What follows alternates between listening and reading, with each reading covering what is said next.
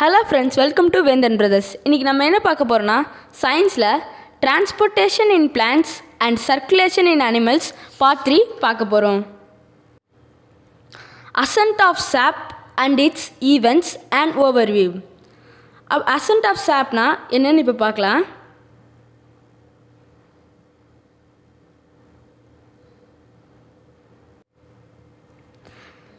The upward movement of water and minerals from roots to different plant parts is called ascent of sap. அப்படின்னா the upward movement of water and minerals, அதாவது ரூட்ஸ்லேருந்து மேலே போகிற ஸ்டெம்முக்கு போய் லீவ்ஸ்க்கு போகிற different பார்ட்ஸுக்கு போகிற வாட்டரும் மினரல்ஸும் different plant பார்ட்ஸுக்கு போகிறது தான் அசன்ட் of சாப்னு சொல்கிறோம். A number of factors play in a role in ascent of sap and it takes places in following steps. இப்போ இந்த என்னென்ன ஃபேக்டர்ஸ் அசன்ட் ஆஃப் சாப்பில் ரோல் பண்ணுதுன்னு பார்க்கலாம். இப்போ வாங்க ரூட் ப்ரெஷர் பார்க்கலாம். Water from soil enters the root hairs due to osmosis. அதாவது வாட்டர்லேருந்து சாயில் ரூட் ஹேர்ஸ் மூலமாக வாட்டர் சாயிலேருந்து போகுது. அதுவும் எதால் போகுதுன்னா ஆஸ்மாசிஸ்.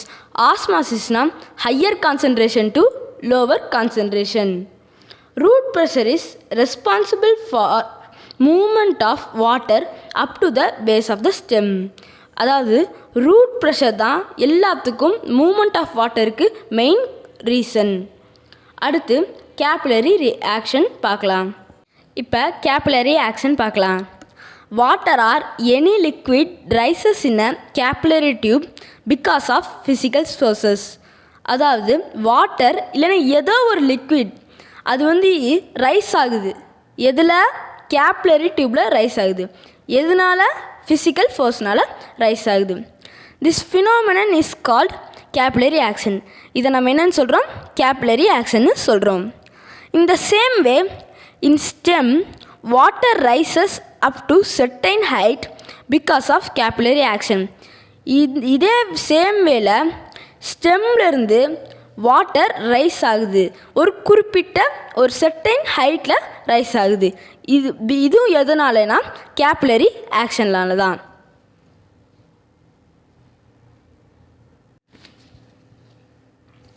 இப்போ adhesion cohesion of water molecules பார்க்கலாம்.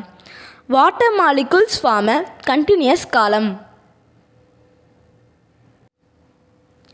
Water molecules form a continuous column in the xylem because of forces of adhesion and cohesion among the molecules. அதாவது adhesion and cohesionனா water molecules form a continuous column. அதாவது ஒரு continuous காலமை water molecules form பண்ணுது. எதில்? இந்த xylem tissues. சைலம்ங்கிறது tissues. இது எதனால் form ஆகுதுன்னா forces of adhesion and cohesion among the molecules. அட்ஹெஷன்னாலையும் கோஹெஷன்னாலையும் இந்த மாலிகுல்ஸ்க்கு இடையில் ஃபார்ம் ஆகுது. இப்போ நம்ம கோஹெஷனையும் அட்ஹெஷனையும் பார்க்கலாம். இப்போ கோஹெஷன் அப்படின்னா the force of attraction between molecules of water is called cohesion. அதாவது அந்த ஃபோர்ஸ் இருக்குல்ல, ஃபோர்ஸ் ஆஃப் அட்ராக்ஷன், அதாவது அந்த attraction between molecules of water, அந்த மாலிகுல்ஸ் ஆஃப் வாட்டருக்குள்ளே நடக்கிற ஃபோர்ஸ் ஆஃப் அட்ராக்ஷன் தான் நம்ம கோஹெஷன் சொல்கிறோம். அட்ஹெஷன்னா என்னென்னு பார்க்கலாம். The force of attraction between molecules of different substances is called adhesion. அதாவது the force of attraction between the molecules of different substances, அதாவது வேறு மாலிகுல்ஸ் ஆஃப் வேறு சப்ஸ்டன்ஸிலிருந்து நடக்கிற அட்ராக்ஷனை தான் நம்ம அட்ஹெஷன் சொல்கிறோம்.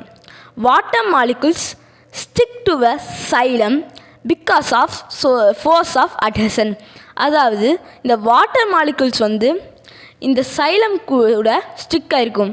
இது எதனாலனா ஃபோர்ஸ் ஆஃப் அட்ஹெஷன்னால தான் இது ஸ்டிக் ஆகிருக்கு. இப்போ டிரான்ஸ்பிரேஷன் புல் பார்க்கலாம்.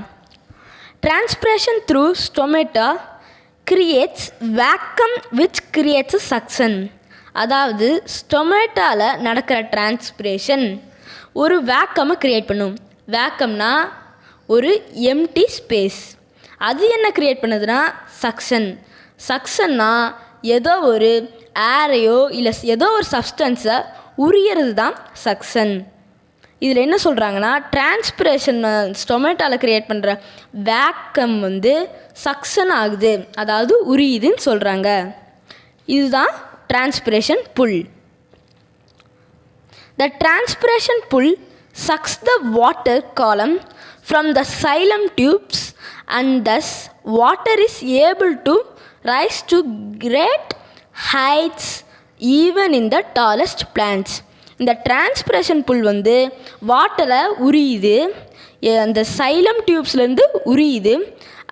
இதனால் அவ்வாறு இந்த வாட்டர் இந்த வாட்டர்னால் ரைஸ் ஆகுது.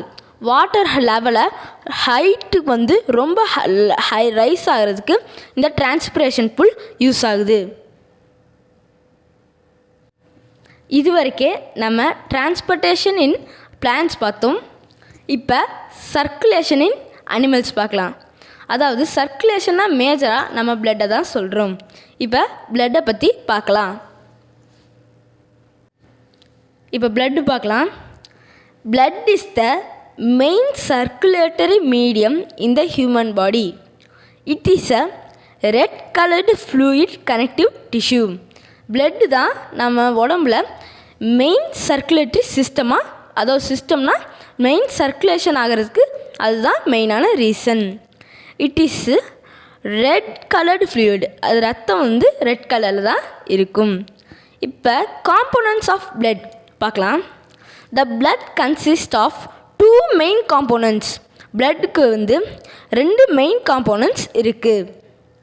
த fluid plasma and the formed elements. Formed எலிமெண்ட்ஸ்னால் blood cells which are found suspended in the plasma. அதாவது என்னென்னா இந்த ஃப்ளூயிட் பிளாஸ்மாவும் இந்த பிளட் செல்ஸும், பிளட் செல்ஸ்னால் ஃபார்ம்டு எலிமெண்ட்ஸ் இந்த பிளாஸ்மா.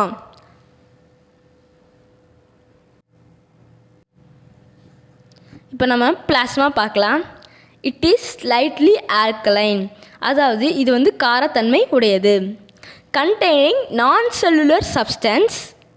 அதாவது இது செல் இல்லாத substance which constitutes about 55% of blood.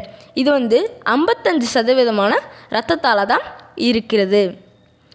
Organic substances like proteins, glucose, urea, enzymes, hormones, vitamins and minerals are present in the plasma. இதெல்லாம் பிளாஸ்மாவில் ப்ரெசன்ட் ஆகிருக்கு. மறுபடியும் நான் சொல்கிறேன். பிளட்டில் 55% ஆஃப் பிளாஸ்மா இருக்குது. மிச்சது ரெட் ஆர்பிசி இருக்குது. அதுக்கடுத்த ரேஞ்சில் WBC இருக்குது. இது ரெண்டுத்தையும் நம்ம இப்போ பார்க்கலாம். இப்போ formed elements of blood. Blood corpuscles are of 3 types. இது formed elements of the blood 3 types. அதில் first one red blood corpuscles RBC. இதை இன்னொரு வகை எப்படி கூப்பிடுவாங்கன்னா எரித்ரோசைட்ஸ் அப்படின்னு சொல்லலாம். Second white blood corpuscles WBC. இதை நம்ம இன்னொரு வகையில் என்னென்னு கூப்பிடலாம்னா லியூகோசைட்ஸ். மூணாவது பார்த்திங்கன்னா பிளட் பிளேட்லெட்ஸ் ஆர் த்ரோம்போசைட்ஸ். இதை த்ரோம்போசைட்ஸ்னு கூப்பிடலாம்.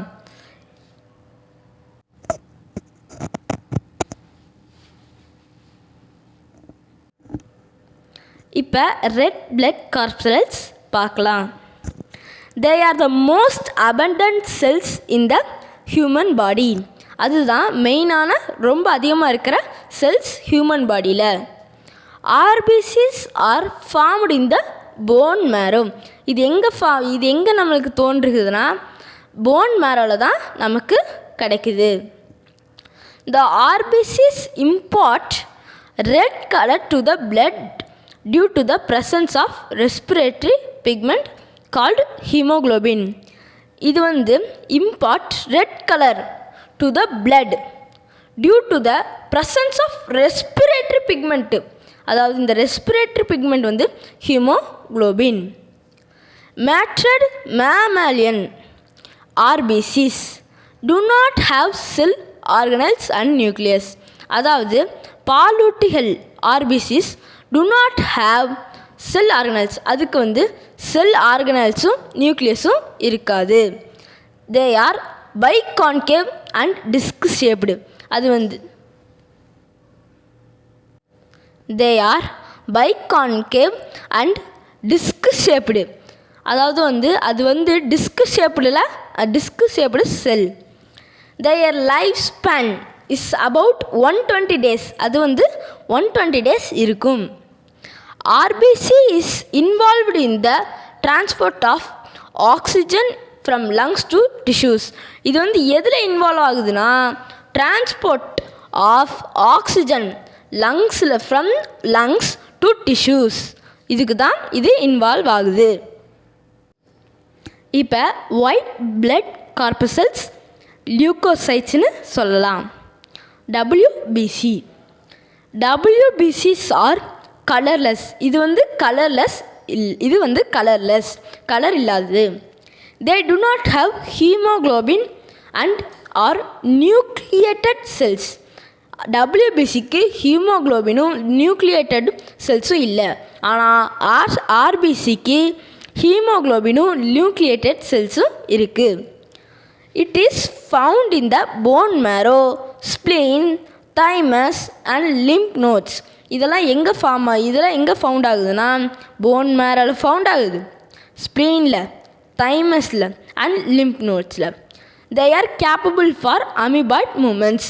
இது எதுக்கு கேப்பபிள்னா அமீபாய்ட் மூமெண்ட்டுக்கு கேப்பபிளாக இருக்கும். The white blood corpuscles can be grouped into two categories. இந்த WBC வந்து 2 கேட்டகரியாக பிரிஞ்சிருக்கு. ஒன்று கிரானுலோசைட்ஸ், இன்னொன்று அக்ரானுலோசைட்ஸ். ஃபஸ்ட்டு கிரானுலோசைட்ஸ் பார்த்தலாம். They contain granules in the cytoplasm. அது வந்து கிரானியூல்ஸ் சைட்டோபிளாசமில் கிரானியூல்ஸ் இருக்கும். their nucleus is irregular or lobed. இதுக்கு நியூக்ளியஸ் வந்து இர்ரெகுலராக தான் இருக்கும். the granulocytes are of 3 types. இது வந்து 3 டைப் இருக்குது.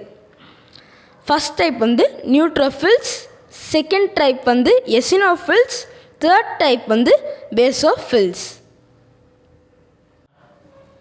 இப்போ நியூட்ரோஃபில்ஸ் பார்த்தலாம். they are large in size. இது வந்து சைஸில் கொஞ்சம் பெருசு. and have a 2 to 7 lobed nucleus. 2லேருந்து 4 lobed nucleus இருக்குது. இது வந்து 2லேருந்து 7 lobed nucleus இருக்குது.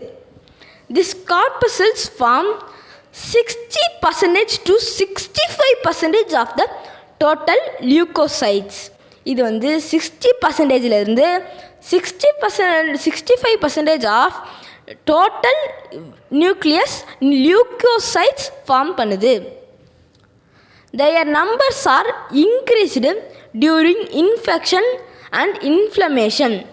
இதோட நம்பர்ஸ் எப்போ இன்க்ரீஸ் ஆகுதுன்னா இன்ஃபெக்ஷன் நடக்கும்போதும் இன்ஃப்ளமேஷன் நடக்கும்போதும் இதோட நம்பர்ஸ் அதிகமாகுது. எசினோஃபில்ஸ் இப்போ பார்க்கலாம். It has a bilobed nucleus. இதுக்கு 2 நியூக்ளியஸ் இருக்குது. And constitute 2% to 3% of total leukocytes. இதுக்கு வந்து 2%லேருந்து 3% ஆஃப் டோட்டல் லியூக்கோசைட்ஸ் இருக்குது. their number increases during conditions of allergy and parasitic infections.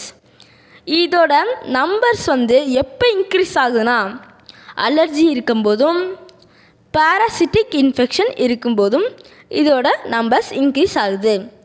It brings about detoxification of toxin. It brings about detoxification of toxins. அப்படின்னா living பாடிஸ்லேருந்து டாக்ஸிக்கை வந்து remove பண்ணுது. அடுத்து basophils பார்க்கலாம். Basophils have lobed nucleus. They form 0.5 to 1% of the total nucleocytes. இது வந்து 0.5%லேருந்து 1% ஆஃப் டோட்டல் லியூக்கோசைட்ஸ் ஃபார்ம் பண்ணுது. They release chemicals during the process of inflammation. இது வந்து கெமிக்கல்ஸை எப்போ ரிலீஸ் பண்ணுதுன்னு பார்த்தீங்கன்னா இன்ஃப்ளமேஷன் நடக்கும்போது இது கெமிக்கல்ஸை ரிலீஸ் பண்ணுது. இந்த வீடியோவை பார்த்து பயன்பெறுமாறு அன்புடன் கேட்டுக்கொள்கிறேன். இது வந்து பார்ட் 3, இன்னும் பார்ட் 4, பார்ட் 5 வரும். நன்றி.